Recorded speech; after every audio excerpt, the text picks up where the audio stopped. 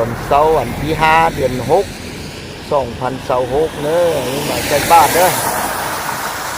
ใส่บาทอยู่วัดหนองเนียงอันนี้วัดหนองเนียงนี่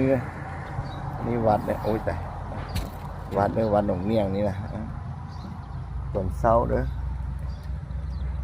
ใส่บาทนี่6 โมงนี่นะครูบาเพิ่นบ่ทันออกมาเทื่อเด้อนี่นะ6 โมงเพิ่นยังออกมาเนาะเพราะเราบ่6 โมงยังวะยังนิดนึงวะไม่เห็นเหรอโอ้คือเรา6 โมงนี่ด้วยมาใส่ถึงมูก็มีมูมาใส่น้ำนี่นะยำนึงก็กระทะอยู่บนอื่นเอาท้าอยู่นี่เอาโอเคนี่มันวัด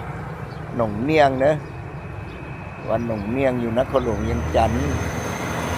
เป็นลาวเนอะเอาเดี๋ยวแต่ละมือได้มาใส่บาตรเพื่ออุทิศบุญดังเก้านี้ไปให้แกดินของข้าพเจ้าอยู่บ้านพลสว่างเด้ออันตัว1,321 ตามเมตรนะเนาะแล้วก็เพื่ออุทิศบุญดังเก้านี้ไปให้เพื่อให้เจ้ากรรมนายเวรเจ้าทินเจ้าฐานเจ้าดินเจ้าดอนเจ้าบ้านเจ้าเมืองอยู่ดังบ้านพลสว่างนั้นอยู่หน่วย65